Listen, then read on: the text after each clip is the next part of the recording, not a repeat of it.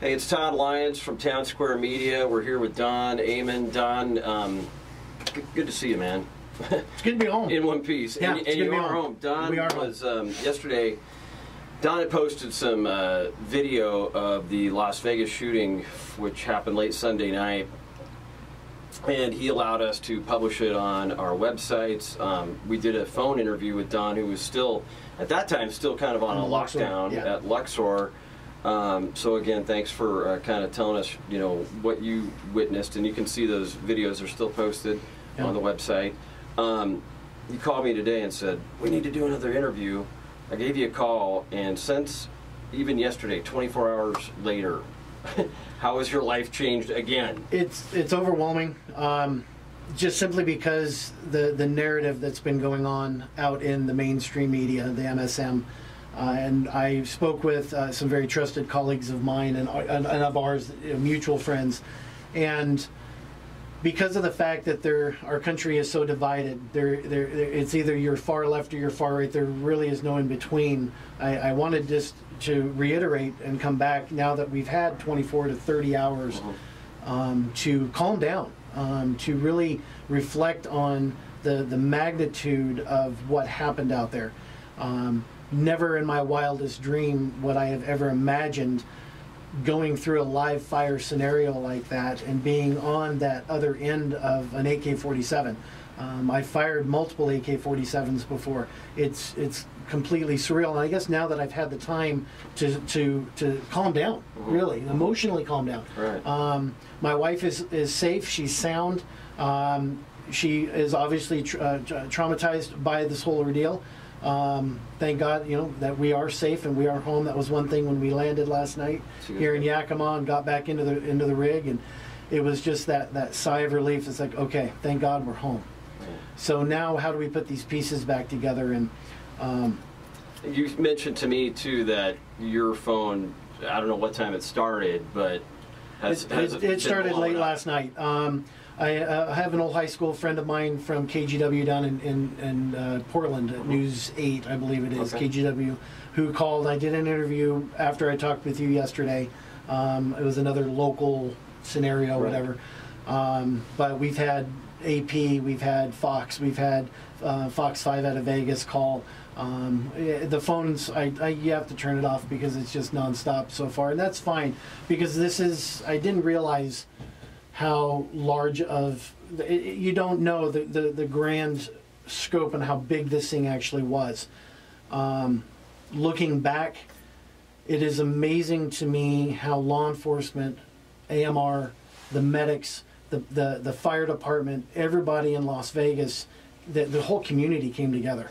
In your video, and I don't know exactly where, you know, you even were mentioning that you don't know what even compelled you necessarily, because the gunfire had broken out. Yes. And you even ran about 3.5 minutes or so of video, and right when his video, the one that we published, begins, I believe it's you saying, "Oh my God!" And there's that was right before, right after a Las Vegas PD got shot.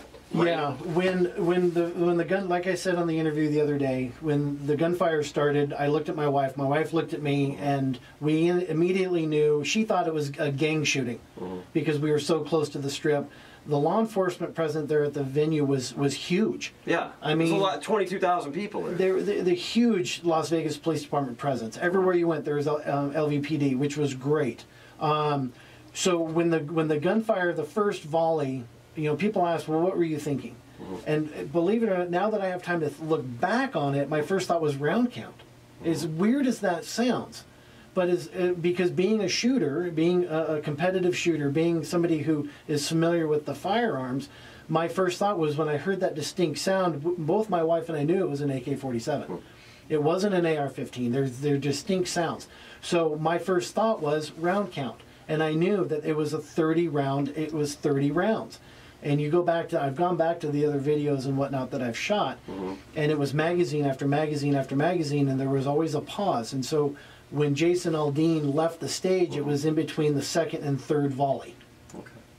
And so I looked at my wife, I told her to get down, she was down with some new friends of ours that we had made out of California, because we had music festival. It was a festival, absolutely. Right. We were actually our seats were down literally 2 rows from the main group in the stage. Okay. We were up in the VIP tent in our area, because you know how festivals are. Sure. And when it started, and when my wife got down with the friends, I then left, because I saw that the lights were going. We wanted to see where the gunfire was coming from. I needed to know. How hard was it to even discern that? Because you've got echoes and ricochets, and that was the thing. The reverberation off the buildings. We didn't know where the shooter was. Even the law enforcement. There's a lot of people on social media right now that I follow and pay attention to, and everybody's saying there was a second shooter or this, all the different conspiracy theories or whatnot. The round count, the sound, the pausing in between the magazine changes. Now that here we are 30 hours later, I can literally go back and listen to the lead and the bullets hitting the ground, hitting the metal. So when I saw the officer go down, and I made the comment to the guy standing next to me that we have an officer down, and that's when I went ahead and I don't remember if I shut the camera off or whatnot, but I do remember at one time I did. I came down the stairs out of the VIP section, went in between the Connex boxes, and they had already busted open a hole, because we were caged in a 3-4 block radius. We were caged in with 20,000 other partygoers. So when I came out of there and came around, the officers had already hopped over the wall, came in, and most of the ballistics vests have handles. And it's like, guys, we have an officer down on the other side of the wall. We go get him. I don't know who he was. I don't know who any of the officers were. It was a matter of coming down, getting around, grabbing the vest, and dragging him back behind the wall. And we could hear the bullets hitting the cars, hitting the wall, hitting the ground, and it was surreal. It looked from your video too. There's a lot of RVs, a lot of the those were Connex boxes. Okay. The VIP restrooms. There were the big trailers that were brought in. There was no parking anywhere near the venue. Okay. But when that happened and we got him into safety, I don't remember really stopping. We never talked about anything. I knew that my wife, again, was safe because she sent me the text, I'm back in the room. And you guys were staying at the Luxor, which is actually attached, I think, to the Mandalay Bay. It is. From your vantage point, even in now where we think that the shooter was, how many feet or yards would you say you guys were from that? Yesterday before we left, and I put up another picture because people were asking, what's going on. There were 2 windows that were taken out, and it was 1 suite. My estimation, again, I'm not a long-range shooter, I'm more of a close-quarters shooter, but my estimation was about 250 to 300 yards. Okay. So, based on my information, and I know this is what a lot of people wanted to know, is that could he have done this? A lot of people are saying it was a sniper. A lot of people are. It's a .30 caliber. It was, you lob a full auto weapon into a crowd of people and you're going to hit something. When did you help the officer, which you said you found out he was actually okay? Yeah, we found out that day, yesterday, when we were going out to trace my wife's steps, because she wanted to see how, in fact, she made it across behind the double-decker bus. Now that the dust is settled. She wanted to, before we left Vegas, she wanted to see. But I do remember the bullets hitting the bus. I remember the bus coming to a stop as I was making my way up the boulevard. So at that time, and people were running in every direction. Insane. It was. Do you guys decide?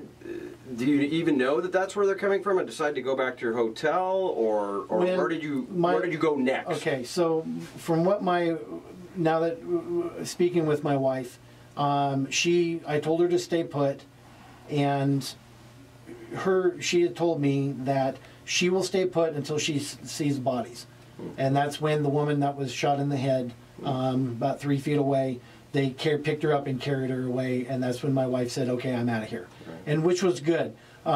She made her way down the opposite side of the VIP, went around behind the stairs, and then made her way out, because the VIP, we have our own entrance at the VIP. So she was able to make it out through the VIP.